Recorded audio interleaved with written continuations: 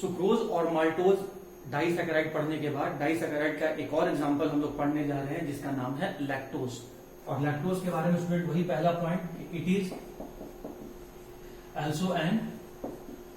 Also an ऑलिगोसैकेराइड।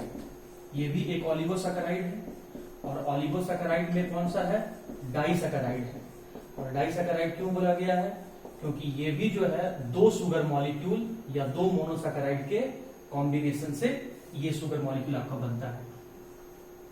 दूसरा, अगर बात करें स्टूडेंट नेचर के बारे में, लैक्टोज के नेचर के बारे में, तो लैक्टोज भी जो होता है वो प्लेन पोलराइज लाइट को क्लॉकवाइज में मूव करवाता है।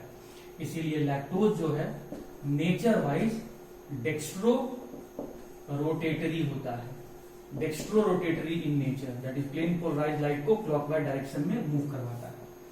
थर्ड पॉइंट क्या है, लैक्टोज का अदर नेम, लैक्टोज का अदर नेम, अदर नेम क्या है लैक्टोज का, मिल्क शुगर, मिल्क में प्रेजेंट होता है, इसीलिए लैक्टोज को हम लोग मिल्क शुगर कहते हैं। साथ ही साथ लैक्टोज एक रिड्यूसिंग शुगर है। सुक्रोज को छोड़कर बाकी जितने भी ऑलिगोसैकेराइड हैं या फिर और कोई भी मोनोसैकेराइड है वो सब का सब रिड्यूसिंग शुगर है। रिड्यूसिंग शुगर कहने का मतलब स्टूडेंट, ये बहुत इंपॉर्टेंट पॉइंट है इसलिए मैं बार बार आपको डिस्कस कर रहा हूं।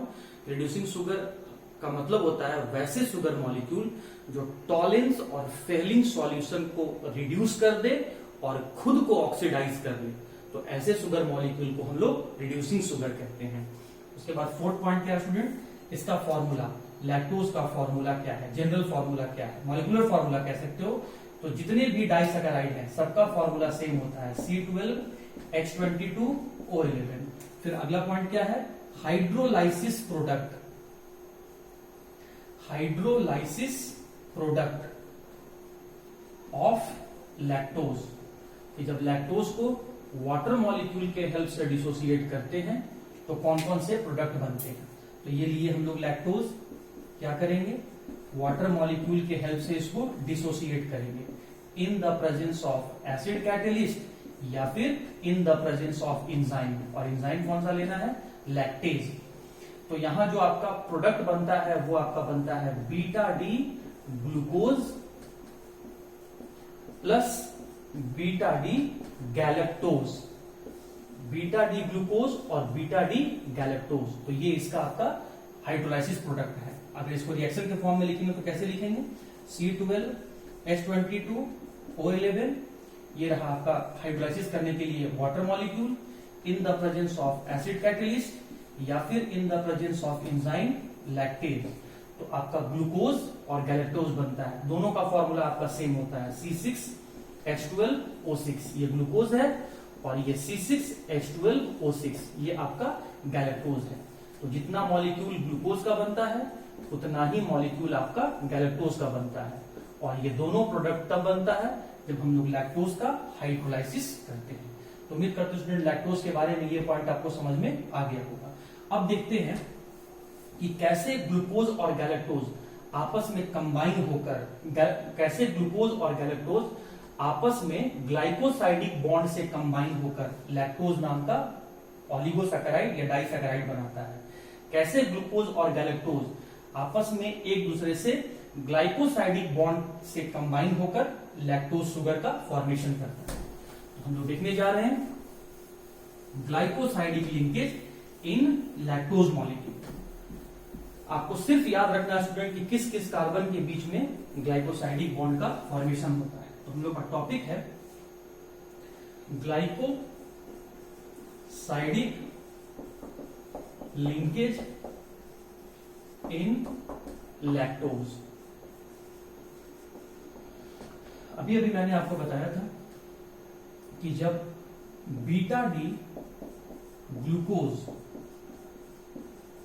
और बीटा डी गैलेक्टोज आपस में कंबाइन करेगा तो मेन प्रोडक्ट के रूप में आपका लैक्टोज बनेगा और बाई प्रोडक्ट के रूप में आपका वाटर मॉलिक्यूल बनेगा। और स्टूडेंट हमें यह भी पता है कि अगर ग्लूकोज में ये सिंबल बीटा लिखा हुआ है तो ये साइक्लिक स्ट्रक्चर को बता रहा है, ये साइक्लिक स्ट्रक्चर को बता रहा है। और साइक्लिक स्ट्रक्चर में हमें हैवर्थ वाला स्ट्रक्चर लेना है। तो ग्लूकोज का जो साइक्लिक स्ट्रक्चर जो हैवर्थ ने दिया था वो पाइरानोज स्ट्रक्चर है, और गैलेक्टोज का भी जो साइक्लिक स्ट्रक्चर जो हैवर्थ ने दिया था वो भी आपका पाइरानोज स्ट्रक्चर है। तो आइए ग्लूकोज और गैलेक्टोज का साइक्लिक स्ट्रक्चर के हेल्प से हम लोग लैक्टोज मॉलिक्यूल का फॉर्मेशन को देखते हैं।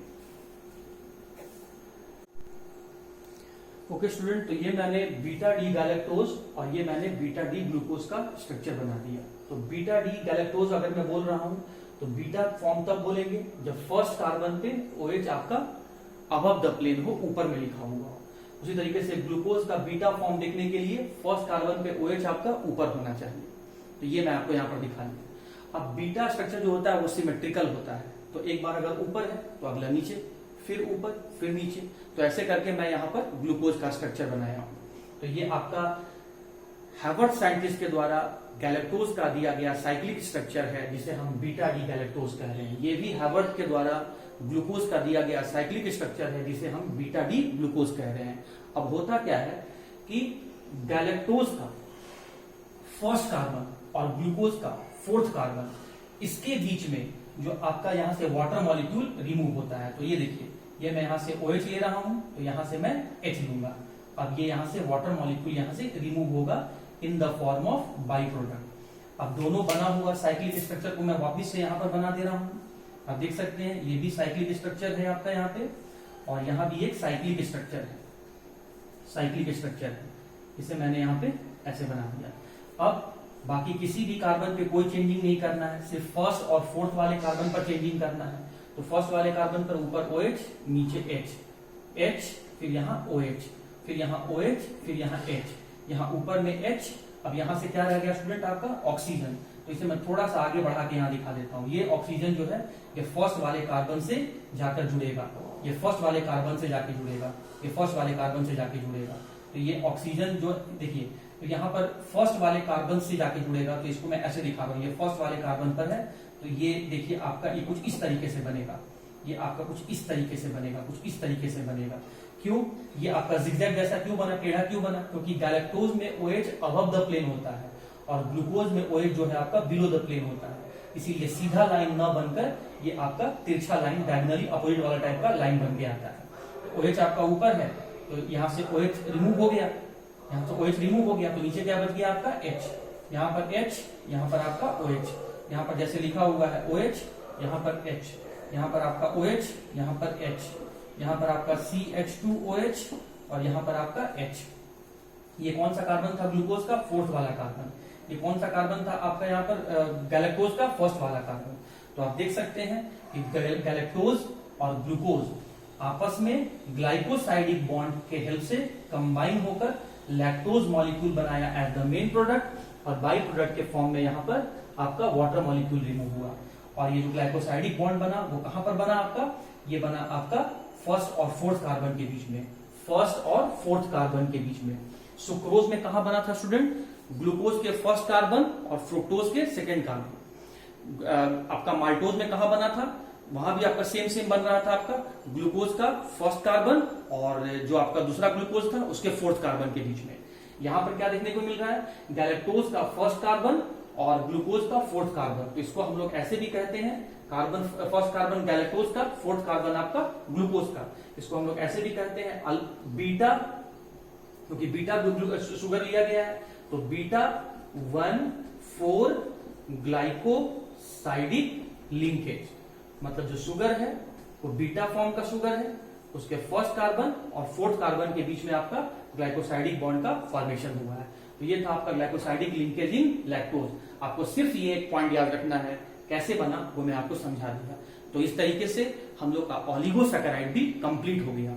अब लास्ट हम लोग कार्बोहाइड्रेट में पॉलीसैकेराइड डिस्कस कर लेते हैं।